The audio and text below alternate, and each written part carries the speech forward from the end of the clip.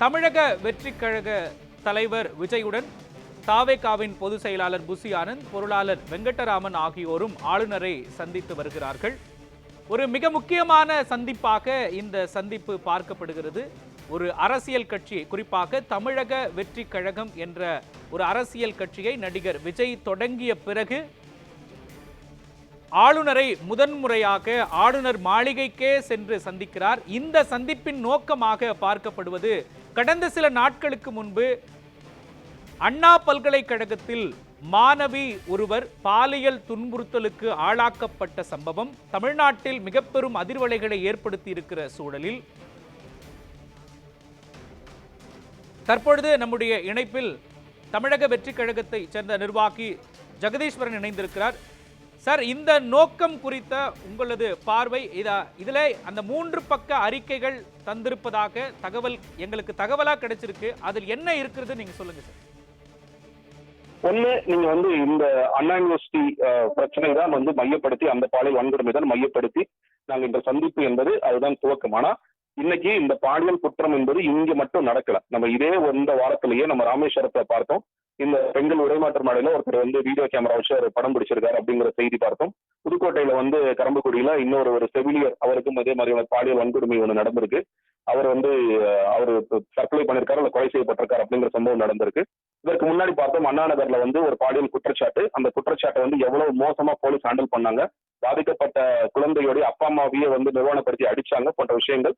அதுல கோர்ட்டே தலையிட்டு என்ன இந்த வழக்கை எப்படி மாத்தினாங்க அப்படிங்கிற விஷயங்கள் எல்லாமே ஒட்டுமொத்தமாக இன்று பெண்களுக்கான ஒரு பாதுகாப்பான அம்சம் நிலவுதா என்று கேட்டால், அன்பார்ச்சுனேட்லி தமிழகம் இன்னைக்கு ஒரு மோசமான நிலையில இருக்கு அப்படிங்கறத இந்த செய்திகள் எல்லாமே காட்டுது. இதுல பதிவு செய்யப்பட்ட இன்னும் நிறைய பேசப்படாத செய்திகள், நம்ம எல்லா விஷயங்களும் விவாதத்துக்கு ஆகுதுன்னா, இதே இன்னைக்கு சென்னையில தலைமையிடத்தான ஒரு காரணத்தினால நம்ம எல்லாம் தொடர்ச்சியா பேசுறோம். அண்ணா யூனிவர்சிட்டி மாதிரியான ஒரு பிரீமியர் இன்ஸ்டிடியூஷன் நடந்தலாம் பேசுறோம். ஆனா மற்ற ஒரு ஊர்களை சின்ன ஊர்கள் நடக்கும் பொழுது இதெல்லாம் செய்திகளாக ஆக மாட்டேங்குது. நம்ம கடந்து போறோம், நம்ம பேசாம மறுத்துட்டு இருக்கோம்.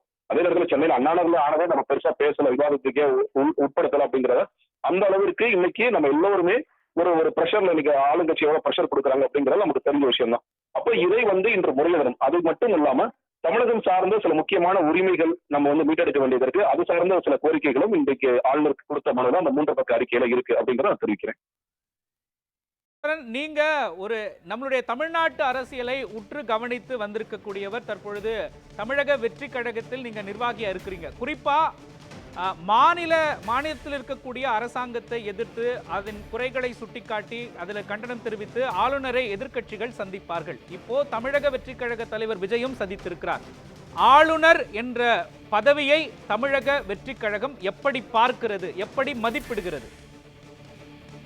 இல்ல, நம்ம செயற்குழுல போட்ட தீர்மானம் உங்களுக்கு நினைவிருக்கலாம். ஆளுநர் என்ற பதவி அவசியமற்றது, தேவையற்றது என்பதுதான் தமிழக வெற்றி கழகத்தின் அன்று இன்று என்றுமான நிலைப்பாடு. அது எந்த மாற்று கருத்துமே எங்களுக்கு கிடையாது.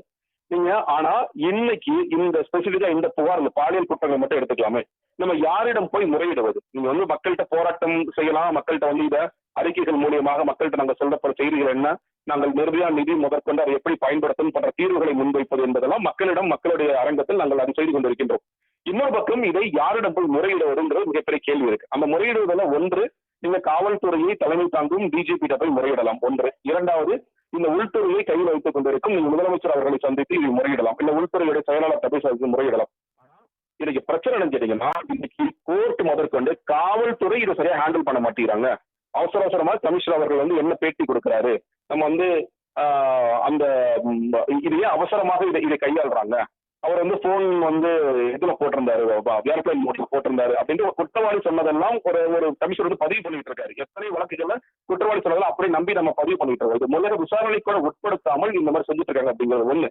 இன்னைக்கு இந்த பக்கம் பாத்தீங்கன்னா, இதுல இன்வால்வ் ஆன ஞானசேகரன், திமுக பிரதிநிதி, ஒரு அமைச்சர் முதற்கொண்டு அவர்களுக்கு தொடர்புல இருக்கிறவர், க்ளோஸா இருக்காரு அப்படிங்கறது பக்கமாக இன்னைக்கு நிறைய போஸ்டர்ஸ் பக்கம் எல்லாம் பார்த்துட்டு இருக்காங்க. அவங்க என்னதான் இல்லன்னு சொல்லி சொன்னாலும் அவர் திமுக பிரதிநிதியாக இருக்கிறார், அமைச்சர்கள் க்ளோஸா இருக்காரு அப்படிங்கறத பார்க்கின்றோம். ஒரு சரித்திர பதிவேடு குற்றவாளி, அந்த குற்றவாளி உலாவிட்டு இருக்காரு, பிரியாணி கடை வச்சு பிரியாணி கடை நடத்திட்டு இருக்காரு. 15க்கும் மேற்பட்ட வழக்குகள் 2011 போட்ட வழக்கு இன்னைக்கு ஒரு குற்றப்பத்திரிகை தாக்கல் செய்ய முடியாத நிலைமையில இன்னைக்கு காவல்துறை இருக்கிறாங்கன்னா, அப்ப நாம் யாரிடம் முறையிடுவது என்று கேட்டால், இன்னைக்கு இருக்கின்ற வாய்ப்புகளில் அரசியலமைப்பு சட்டத்திற்கு உட்பட்டு ஒரு வாய்ப்பு இருக்கு என்றால் அது ஆளுநர் தான். அந்த ஆளுநர், அதே நேரத்தில் அந்த ஆளுநர் அவர்கள் அண்ணா யூனிவர்சிட்டியில் வேந்தராகவும் இருக்கிறார் என்று நமக்கு தெரியும். ஆகையால் அவரிடம் போய் இதை முறையிட வேண்டும் என்ற ஒரு காரணம். அது மட்டும் இல்லாம இந்த அன்னானிஸ்டியோட இந்த இன்சிடென்ட் மட்டும் இல்லாம இது போன்று நடக்கின்ற பல பாலியல் குற்றங்கள், இன்னும் தமிழ்நாட்டு உரிமை சார்ந்த விஷயங்கள் எல்லாவற்றையுமே சேர்த்துதான் இன்று ஆளுநரிடம் நாங்கள் கொடுத்திருக்கிறோம். ஜெகதீஸ்வரன், குறிப்பா இந்த அண்ணா பல்கலைக்கழக சம்பவத்திற்கு கண்டனம் தெரிவித்து, அரசுக்கு கண்டனம் தெரிவித்து தமிழ்நாட்டின் பிரதான எதிர்க்கட்சியாக இருக்கக்கூடிய அதிமுக இன்று பல்வேறு இடங்களில் போராட்டங்கள் நடத்தி வருகிறது. இது ஒரு பக்கம் இருக்கக்கூடிய சூழலில் தற்பொழுது நாம் பேசிக் கொண்டிருக்கும் இந்த வேளையில் ஆளுநரை சந்தித்து அந்த சந்திப்பு முடிந்திருக்கிறது, நிறைவு பெற்றிருக்கிறது. குறிப்பா அடுத்த கட்ட நடவடிக்கையா இத தமிழக வெற்றி கழகம் இந்த சம்பவத்தை இதோட விட்டுருமா, ஆளுநரிடம் மனு கொடுத்ததோட விட்டுருமா, அடுத்து என்னென்ன நீங்க செய்யணும் அப்படின்னு நினைச்சிட்டு இருக்கீங்க? ஏன்னா ஒரு முக்கிய நிர்வாகியா நீங்க தாவேக்கால இருக்கீங்க, சொல்லுங்க. கண்டிப்பா. அதாவது இன்னைக்கு எங்களுடைய தலைவர் அவர்கள் எழுதிய கடிதம் ஒன்றை பார்த்திருப்பீங்க. அது அரசியலை தாண்டி ஒரு அண்ணனாக தங்கைகளுக்கும் நம்முடைய தோழிகள் சகோதரிகளுக்கும் அவர் எழுதிய கடிதம் தான் அது. அந்த கடிதத்தில் அவர் சொல்லியிருக்கிற விஷயம் என்பது, நான் அரணாக இருப்பேன், ஒரு அண்ணனாகவும் இருப்பேன், அரணாகவும் இருப்பேன், உங்களுடைய பாதுகாப்பை நான் உறுதி செய்வேன் சொல்லி சொல்றார். அந்த பாதுகாப்பை எப்பொழுது உறுதி செய்ய வேண்டும் முடியும் என்று கேட்டால், நிச்சயமாக ஒரு ஆளுங்கட்சியாக நம்ம அந்த அதிகாரத்தில் இருக்கும் பொழுது செய்ய முடியும். அதற்கு முன்னாடி நம்ம இந்த பெண்கள் பாதுகாப்பு குறித்து என்னென்ன மாற்றத்தை போடணும் நம்ம அறிக்கை கொடுத்தோம். அந்த அறிக்கையில நீங்க மற்ற கட்சிகள் கொடுத்த அறிக்கைக்கும் இதற்கும் ஒரு வேறுபாடு பார்த்திருக்கலாம். நீங்க நிர்பயாவுடைய பிரச்சனை நடந்த பிறகு, அந்த பாலியல் வன்கொடுமை நடந்து வரும்போது நிர்பயா நிதி என்று நீங்கள் மத்தியிலிருந்து ஒவ்வொரு மாநிலத்திற்கும் வருடம் நிதி ஒதுக்கப்படுகிறது. ஆனா ஒவ்வொரு ஆண்டு ரிப்போர்ட் பாருங்க, இட் இஸ் அன்யூட்டிலைஸ்ட். அதுதான் நம்ம இந்த வழக்கில கூட சுட்டி காமிச்சிருக்கோம். நிர்பயா நிதியை பயன்படுத்தி நீங்க என்னென்னலாம் பண்ணலாம், நீங்க பெண்கள் பாதுகாப்பு அம்சங்களை இன்னும் பலப்படுத்த வேண்டிய பல விஷயங்களை செய்யலாம். நீங்க சிசிடிவி கேமராஸ் கொண்டு வரலாம். இப்ப நீங்க பார்த்தோம், அண்ணாடி சிசிடிவி கேமராஸ் ஒர்க் ஆகல, அதுல ஒருத்தர் கோவிச்செல்லின் அவர்கள் ஒர்க் ஆகுதுன்னு சொல்லி சொல்றாரு, காவல்துறையில ஒர்க் ஆகுதுன்னு சொல்லி சொல்றாரு, மாறி மாறி நடந்துட்டு பாக்குறோம். நீங்க இன்னும் செக்யூரிட்டிஸ் இன்க்ரீஸ் பண்ணலாம், நீங்க ஸ்மார்ட் பட்டன்ஸ் வைக்கணும்னு சொல்லி சொல்றோம். நீங்க இன்னும் அதை எப்படி பெண்களுக்கு தேவையான உளவியல் ரீதியான நீங்க விஷயங்கள்லாம் செய்யலாம் போன்ற எல்லா விஷயங்களும் நிர்பயா நிதியை பயன்படுத்தி கொண்டே செய்யலாம். எக்ஸ்ட்ரா நீங்க ஃபண்ட் கேட்க வேண்டிய அவசியம் கூட இல்லை. அப்போ அதற்கூட செய்யாத இடத்தில் தான் இந்த அரசாங்கம் இருக்கிறது என்ற காரணத்தினால் நம்ம இதெல்லாம் தொடர்ச்சியாக நம்ம பேச வேண்டும். நம்ம நிர்வாக நிதி ஏன் அன்யூட்டிலைஸ் வச்சிருக்கீங்க, இதை பயன்படுத்தி சென்னை மாநகராட்சியில எவ்வளவு பண்ணிருக்கீங்க, நீங்க சென்னை பஸ் எவ்வளவு பண்ணிருக்கீங்க, இன்னைக்கு ரயில்வே ஸ்டேஷன்ல நீங்க ஒரு பிரச்சனை ஏற்படும் பொழுது ஒரு மாணவி ஒரு பெண்மணி வெட்டி கொலை செய்யப்படும் பொழுது அங்கே சிசிடிவி கேமரா ஒர்க் ஆகுது சொல்லி சொல்றாங்க பக்கத்துல. இப்ப மறுபடியும் நம்ம ஒரு 10 வருஷம் கழிச்சு 5 வருஷம் கழிச்சு போனோம்னா அதே நிலைமைதான். அப்ப எதுலையுமே ஒரு தொடர் செயல்பாடு இல்லாத நிலையில் பெண்கள் விஷயமா இருக்கலாம், எல்லா விஷயங்களும் அப்படிதான் இருக்கு. அப்ப அதை ஒரு தொடர் செயல்பாட்டில் கொண்டு வருவதற்கு தமிழக வெற்றி கழகம் என்னென்ன செய்ய வேண்டுமோ அது எல்லாவற்றையும் தொடர்ச்சியாக செய்வோம். அது களத்தின் மூலியமாகவும் செய்வோம், அதே நேரத்தில் எங்கள் அறிக்கைகள் மூலியமாகவும் இது போன்ற அழுத்தங்கள் மூலியமாக நாங்கள் செய்து கொண்டிருப்போம்.